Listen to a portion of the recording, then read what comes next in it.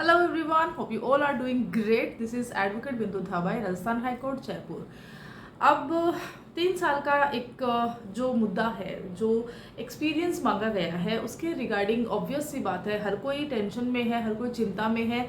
Specially freshers के लिए बहुत ही ज़्यादा दिक्कत है, क्योंकि बिल्कुल उन्होंने अभी लो ग्रेजुएशन कंप्लीट किया है और उसके बाद में उन्होंने इतनी अच्छे से तैयारी करी अपनी, साथ साथ में उन्होंने इंटर्नशिप लेते हैं, साथ साथ में वो अपनी जुडिशरी की तैयारी भी करते हैं। हम देखते हैं ना कि कितने सारे स्टूडेंट्स होते हैं, कैंडिडेट्स होते हैं जो बताते हैं कि उन्होंने अपनी सिविल जज की तैयारी जो है अपनी एलएलबी के दौरान ही शुरू कर दी थी। लेकिन क्या आपकी तैयारी काफ़ी है आपको सिविल जज की एग्जामिनेशन देने के लिए, या तो फिर आपने अगर बीए एलएलबी करा है, या तो फिर आपने जो है 5 ईयर लो कोर्स किया है, वह काफ़ी है। अब यहाँ पर इश्यूज यही है कि अब जो है आपको 3 साल का एक्सपीरियंस मैंडेटरी है या नहीं है। ऑल दो इसमें ऐसा है कि अभी परसेंटेज का भी एक क्वेश्चन है, वह सामने आ रहा है। हमारे सामने इस वक्त 3 साल वाला है, परसेंटेज का भी आगे हो सकता है। एक जुडिशरी है जो परसेंटेज का भी रखती है, उस पर मैंने वीडियो बनाया हुआ है, आप चेक कर लीजिएगा। अब क्योंकि देखिए एलएलबी है, यहाँ पे बहुत रेयर होता है कि आपके 70% बन जाए। आपने बीए करा होगा, आपने बीकॉम करा होगा, बीएससी करा होगा, या तो आपने अदर 12th में या कहीं पर भी आपने अच्छे मार्क्स लेकर आए हैं, अच्छे परसेंटेज आप लेकर आए हैं। लेकिन अगर आपने अगर आप किसी भी यूनिवर्सिटी से पढ़ रहे हैं, कॉलेज में जा रहे हैं और वहाँ पे आपने लो कंप्लीट किया है, तो 70% एक टॉपर का बनता है, राइट। तो ऐसा नहीं है कि अभी 30 कैंडिडेट फॉर्म भरेंगे और 30 के 30 जो है ना यहाँ पे टॉपर कैंडिडेट ही यहाँ पे आने वाले हैं। और यह भी नहीं है कि हर एक को यहाँ पे जुडिशरी ही फाइट करना होता है, बहुत सारे उनके पास भी ऑप्शंस होते हैं। तो यही प्रॉब्लम है कि अगर परसेंटेज भी होता है तो कम से कम 60% चलिए एक रख लेना है। लेकिन अगर बात होती है 3 साल के एक्सपीरियंस वाली, तो उसमें जैसे हम सब जानते हैं कि लास्ट में जब सुप्रीम कोर्ट ऑफ इंडिया में यह मैटर आया है और उसके बाद में जो है ना यहाँ पे डेट नहीं लगी थी एक्चुअली। एक 22 तारीख को एक संभावित तिथि जिसको हम बोल सकते हैं वह थी। तो 22 अप्रैल को जैसे ही वह डेट चली जाती है, एक शाम हो जाती है, उसके बाद सबको ऐसा क्वेश्चंस क्वेरीज रहती है कि भाई आज क्या हुआ होगा सुप्रीम कोर्ट ऑफ इंडिया में। सुप्रीम कोर्ट ऑफ इंडिया में एक्चुअली उस दिन कुछ भी नहीं होता है, कोई भी अपडेट होती ही नहीं है। रीज़न ये रहता है कि वहाँ पर यह जो केस है, जो लिस्ट होता है, वह लिस्टेड था ही नहीं। मीन्स कि अगर लिस्टेड नहीं रहेगा तो वहाँ पे हियरिंग कैसे होगी। दूसरा ये रहता है कि क्योंकि यहाँ पर यह मुद्दा जो है इस वक्त सारे स्टेट्स की नज़र इसके ऊपर है, सारे जुडिशरी एस्पिरेंट्स की नज़र इसके ऊपर है, क्योंकि वाकई में बहुत बड़ी चीज़ है। और यहाँ पर जजमेंट जो है रिजर्व करके रखेंगे, या तो हमें डायरेक्ट ऑर्डर बता देंगे, या तो इसी जुडिशरी में कुछ चीज़ लागू होगी, लागू नहीं होगी। अब वो सारी चीज़ें भी देखनी है। 5 से 6 जुडिशरीज ऐसी है जिनके ऊपर एक जुडिशरी है गुजरात जुडिशरी, जहाँ पर कि कोर्ट के द्वारा स्टे लगाया गया है। बाकी अदर जो जुडिशरीज है जो इस वक्त होल्ड पर गई है, उनके जो कंडक्टिंग बॉडी है, जो उनका स्टेट है, उन्होंने ही वहाँ पर जो है स्टे लगा दिया है, होल्ड कर दिया है, स्टे नहीं बोलेंगे, होल्ड कर दिया है। और अभी स्टेटस को का ऑर्डर हमारे सामने उन जो है ना स्टेट उनके लिए आ गया है कि भाई स्टेटस को जैसा है वैसा है, उसमें आगे कुछ मत करो। बात कर लेते हैं आरजीएस एग्जामिनेशंस की। तो आरजीएस एग्जामिनेशंस का भी अभी बता रहे हैं कि भाई ये डेट हो सकती है, ये डेट हो सकती है, क्योंकि देखिए अप्रैल में अभी अप्रैल खत्म होने को आ जाएगा। अभी तक जो है एक 22 तारीख डेट थी। अब होता क्या है सुप्रीम कोर्ट ऑफ इंडिया या तो फिर हाई कोर्ट्स में क्या होता है ना कि यहाँ पर डेट लगती है, तो एक संभावित तिथि पर अगर वह लिस्टेड नहीं होती है तो बहुत हमारी एप्लीकेशंस होती है, हमारी प्रेयर होती है, रिक्वेस्ट होती है, तो हम उसको नेक्स्ट वीक में लगवा सकते हैं। अदरवाइज वह 2 वीक का एक समय लेती ही है। अब यहाँ पर इसकी अपडेट के अंतर्गत ऐसा कुछ भी नहीं है कि यहाँ पे रिक्वेस्ट हुई है, एप्लीकेशंस लगी है। रीजन क्योंकि यहाँ पे लिस्टेड ही नहीं थी, मीन्स कि वह 15 डेज आगे चली गई है। मतलब कि अभी हमारे पास में 10 मई तक तो आई डोंट थिंक कि इसके बारे में कोई भी अपडेट मिलने वाली है। अब क्योंकि चीज़ें जो है देरी से हो रही है, यहाँ पे हमारी बात कर लेते हैं आरजीएस एग्जामिनेशंस की। नोटिफिकेशन कब से आ चुका है, नोटिफिकेशन की लास्ट डेट हो चुकी है, फॉर्म भरे जा चुके हैं। अब जो है कैंडिडेट को ऐसा भी कि वो तैयारी करे कि नहीं करे, तैयारी बिल्कुल करो, क्योंकि जुडिशरी है एकदम से बोल देगी कि भाई ये चीज़ हुआ है, ये चीज़ हुआ है, ये चेंज हुआ है, ये चेंज नहीं हुआ है, फिर आप कहाँ से तैयारियां करनी शुरू कर देंगे। और यहाँ पर है कि जिनके फॉर्म फिल हो गए हैं, जिनके नोटिफिकेशन आने के बाद जिन्होंने एक लास्ट डेट तक फॉर्म फिल कर दिए हैं, क्या उनके फॉर्म रीओपन होंगे?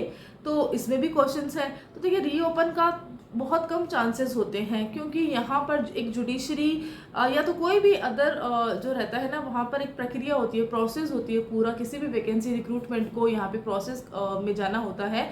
अब उस प्रोसेस के लिए नहीं लगता है कि वापस से सेम प्रोसेस होगी, और अगर चेंजेस बाकी जुडिशरी में आते हैं तो यहाँ पर ये जो प्रोसेस है वह अगर करेंगे तो अलग चीज़ है, कुछ अलग अमेंडमेंट के साथ में, कुछ अलग नोटिफिकेशन के साथ में। लेकिन रीओपन करेंगे ऐसा नहीं है, बिल्कुल भी ऐसा लगता नहीं है कि रीओपन करेंगे। और देखिए कुछ कह भी नहीं सकते, क्योंकि हिस्ट्री में आज तक हुआ नहीं है, और ऐसा भी नहीं हुआ है कि 3 साल का एक्सपीरियंस का।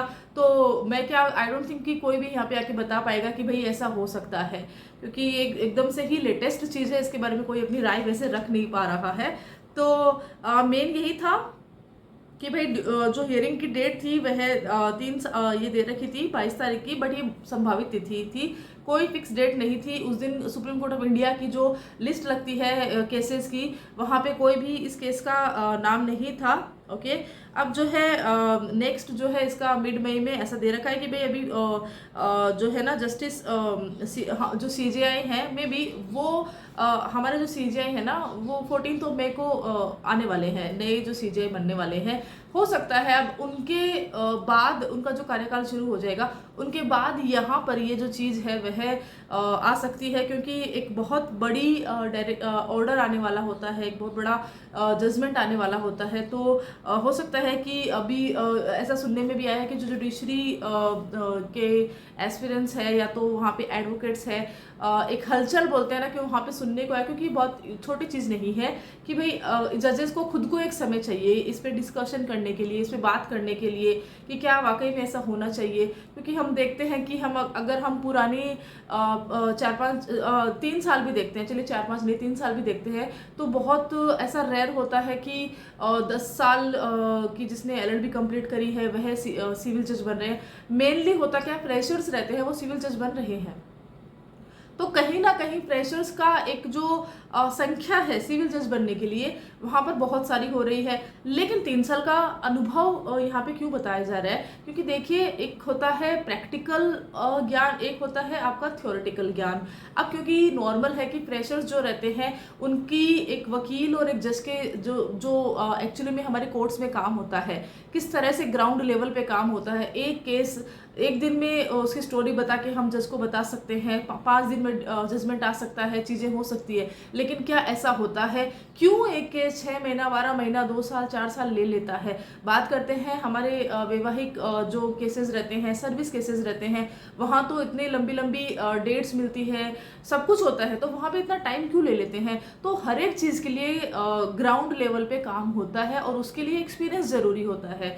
तो अगर हम डील करते हैं वकील और जो होते हैं ना बार और बेंच का एक जो रिलेशनशिप होता है, उसके लिए कंपलसरी हो जाता है कि भाई अगर आपने थ्योरी पढ़ के ही आपने एकदम बढ़िया से आपने मिनिमम मार्किंग के हिसाब से अभी तक आपकी एजुकेशन क्वालिफिकेशन कर लिया आपने, ठीक है, आपने कट ऑफ क्लियर कर लिया, आपने इतना मेंस में लाना था, आपने लॉ में इतना लेकर आ गए, आप लैंग्वेज में इतना लेके आ गए, आपने इंटरव्यू स्टेज क्लियर कर लिया, now you are a civil जज। बेशक आप एक बहुत ही इंटेलिजेंट हो, ये नहीं है, बहुत अच्छे जजमेंट्स सिविल जज हमें मिले हैं, लेकिन जुडिशरी इवन हमारे सीजीआई का भी यही कहना था कि भाई एक्सपीरियंस नीड होनी चाहिए, क्योंकि ज़रूरी नहीं है कि हर जगह ऐसा हो, एक्सपीरियंस ज़रूरी है। क्योंकि यहाँ पे जो वर्डिक्ट दिए जाते हैं, जो जजमेंट ऑर्डर्स दिए जाते हैं, वह एक वकील बोलते हैं ना कि एक वकील अगर चाहे तो वह अपने केस में क्या करवाना है वह करवा सकता है। अगर वकील चाहे कि यहाँ पे डेट लेनी है तो वो उस दिन डेट ले सकता है, लेकिन अगर यहाँ पे जज को अगर अपना विवेक पे काम करना हो तो वहाँ पर वह कैसे करेगा? वह अनुभव के आधार पर रहेगा। तो जज एक जुडिशरी में जो पेंडिंग पीरियड्स चले जाते हैं वो सब चले जाते हैं। तो सीजीआई का भी यही कहना था, ऑनरेबल सीजीआई जो हमारे पूर्व सीजीआई हैं उनका भी यही कहना था। खैर 3 साल के ऊपर यही था मेनली अपडेट जो मैंने आप सभी के साथ शेयर किया है कि भाई जो है ना, इससे पहले मैंने एक वीडियो भी बनाया इसके रिगार्डिंग कि भाई ऐसा कुछ है नहीं, अभी तक इसमें कोई भी किसी भी तरह की कोई भी वो आया नहीं है। और बाकी जो जुडिशरीज है अभी नई नोटिफिकेशन किसी की आ नहीं रही है, जितना नोटिफिकेशन जिसकी आ चुकी है वह एज इट इज़ चल रही है। उनमें वेबसाइट्स में कहीं पर भी कोई भी अपडेट्स है नहीं। तो इस दौरान स्टूडेंट्स को ऐसा है कि भाई करे तो करे क्या। तो देखिए आपको तो अगर फॉर्म भर दिया है तो ऑब्वियस सी बात है अपने कट ऑफ के हिसाब से लास्ट कट ऑफ कितनी गई थी, जिस भी जुडिशरी की आप बात कर रहे हो, आरजेएस की आप तैयारी कर रहे हो तो आरजेएस में अभी लास्ट 2024 में कितना कट ऑफ गया था भाई। अगर 80% कट ऑफ गया तो 85 की तैयारी आप करो। यही एक लास्ट एक बोलते हैं ना कि बोलने के लिए है कि तैयारी फुल करनी है, क्योंकि कंपटीशन है, हर साल बढ़ रहा है। और बाकी इसमें क्या हुआ उसमें थोड़ा सा हम देख लेते हैं। बाकी मेन तो यही था जो अपडेट मैंने आप सभी के साथ में शेयर करी है। तो एक क्वेश्चन आपके लिए भी है कि आपको क्या लगता है कि वाकई में 3 साल का एक्सपीरियंस मैंडेटरी होना चाहिए या तो फिर 2 साल या 1 साल तक का होना चाहिए। और अगर ये जो चीज़ होती है तो क्या इनके साथ में हमारा जो परसेंटेज रहता है क्या वह जो ऐड होना चाहिए, जो अभी तक ऐड नहीं है। स्पेशली अगर हम आरजेएस की बात करते हैं तो आपका सिर्फ लो ग्रेजुएट होना जरूरी है, फ्रेशर्स भी इसको दे सकते हैं। और यहाँ पर अलग अलग स्टेट में अलग अलग एजुकेशन क्वालिफिकेशन दे रखी है। कहीं पर जो लैंग्वेज है वह हिंदी चल रही है, कहीं पर लैंग्वेज इंग्लिश भी चल रही है। तो सिविल जज के जो पैमाने हैं एजुकेशन क्वालिफिकेशन के हर एक स्टेट में अलग हो रहे हैं, जबकि हमारा जो क्रिमिनल लॉज ले लीजिए या तो फिर हमारे सिविल लॉ ले लीजिए या तो फिर बोले कि इंडियन लॉज ले लीजिए, वह पूरे भारत में सेम है। लेकिन फिर भी यहाँ पे एजुकेशन क्वालिफिकेशन सब स्टेट्स की अलग अलग हो रही है। यहाँ पे कहीं पर कोई लैंग्वेज कंपलसरी हो रही है तो कहीं पर कुछ कंपलसरी हो रहा है। खैर यही था। बाकी देखिए 2025 जो है एक बोलते हैं ना कि अगर मई में भी अगर ये है ऑर्डर आता है तो एक आधा जो 2025 है वह निकल जाएगा। उसके बाद में आपको समय मिलेगा क्या। देखिए जजमेंट आने के बाद में नॉर्मल सी चीज़ है ना, नोटिफिकेशन निकला हुआ है। उस जुडिशरी को बिल्कुल भी ऐसा नहीं है कि ज़्यादा टाइम मिलने वाला है। हो सकता है आपको 1 महीना, कम से कम 1 महीना वहाँ पे मिल जाए। पर हाँ, नई जुडिशरीज आ सकती है, नई नोटिफिकेशन आ सकते हैं। टेंशन भी चिंता का विषय भी है, क्योंकि हम जो है ना एक साथ में 1 या 2 जुडिशरी को टारगेट करते ही हैं जिनके सिलेबस सेम होते हैं, या तो जिनमें हमारी लैंग्वेज का हम देख सकते हैं। जैसे गुजरात जुडिशरी लोग टारगेट करते हैं, है ना, और दिल्ली को भी ये जो है जुडिशरी को टारगेट किया जाता है। राजस्थान जुडिशरी सबकी फेवरेट होती है। तो यहाँ पर इस तरह से ना वर्क किया भी जाता है, जहाँ जिसका जीके जीएस अच्छा रहता है तो वहाँ की जुडिशरी भी टारगेट करी जाती है। तो कहीं ना कहीं सिलेबस बहुत ज़्यादा हो गया है, समय बहुत कम हो गया है। तो अपडेट जो भी हो, जितनी भी होगी, वह आपको ऑफिशियली बता दी जाएगी। तो आपको करना क्या है, आपको अपनी तैयारी करते रहना है। लास्ट कट ऑफ के हिसाब से 5% ज़्यादा ही आपको अपनी तैयारी करनी है। होपफुली ये वाला वीडियो आपको सही लगा होगा, अच्छा लगा होगा। और अगर अच्छा लगता है तो आप जो है ना इस वीडियो को शेयर भी कर सकते हैं। और कौन सी ऐसे टॉपिक है, कौन से जुडिशरी के बारे में आप जानना चाहते हैं, और अगर आप एक जो बोलते हैं ना कि वकालत के एज एन एडवोकेट आप किस तरह से काम कर सकते हैं, आप एडवोकेसी कैसे कर सकते हैं, इसके रिगार्डिंग अगर आपको कोर्ट के रिगार्डिंग अगर आपको कोई भी क्वेश्चंस रहते हैं तब भी आप मुझे बोल सकते हैं। अगर आप चाहते हैं कि मैं उस पर डिटेल्ड वीडियो बनाऊं तो वो भी मैं आपको बना के दे सकती हूँ। तो होपफुली ये वाला वीडियो आपको अच्छा लगा होगा। Till then thank you so much.